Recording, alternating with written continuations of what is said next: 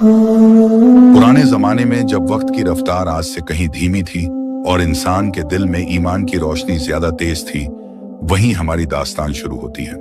यह कहानी है एक ऐसे बंदे की जिसने दुनिया की हर सख्ती को सब्र से गले लगाया और अपने रब पर कामिल यकीन रखा, चाहे कितनी ही मुसीबतें क्यों ना आईं। उस दौर में लोग कहते थे कि अल्लाह अपने बंदों को दो तरह से आजमाता है, कभी तंगदस्ती से और कभी खुशहाली से, और दोनों में से असली इम्तिहान यह है कि बंदा अपने रब को भूले ना फकीरी में और ना अमीरी में।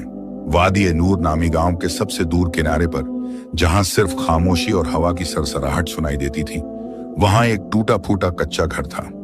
दीवारें मिट्टी की थीं जो बारिश में पिघल जाती, छत सूखी घास और लकड़ियों की थी जो गर्मी में भुनभुनाती रहती, और दरवाजा इतना पुराना था कि हर बार खुलने पर चरमराहट उसकी बेबसी बयान करती। इसी घर में रहता था इब्राहिम। उम्र कोई 30-32 साल, कद मियाना, रंग गेहुआ, चेहरे पर मेहनत की छाप और माथे पर हमेशा नमाज के निशान। उसके कपड़े पुराने और बेरंग थे, जूते फटे हुए, मगर जब वह चलता तो उसकी चाल में एक वकार था, वो वकार जो सिर्फ सच्चाई और ईमान से आता है। इब्राहिम रोज सुबह फजर से पहले उठता। गर्मी हो या सर्दी, बारिश हो या आंधी, वो कभी नहीं चूकता था। वजू करते वक्त वो इतनी तवज्जो से पानी इस्तेमाल करता कि लगता जैसे उसके पास सोना हो। फिर वो अपनी पुरानी जानमाज पर खड़ा होता और इस खुशू से नमाज अदा करता कि देखने वाले की आंखें नम हो जाएं। सजदे में वो इतनी देर तक रहता कि लगता उसे दुनिया से कोई वास्ता ही नहीं। वो धीरे धीरे कहता, या अल्लाह, मेरे पास दुनिया की कोई दौलत नहीं, ना सोना है, ना चांदी, ना खेत है, ना मकान, मगर तेरी रहमत पर मेरा भरोसा इतना पक्का है कि मैं किसी बादशाह से कम नहीं।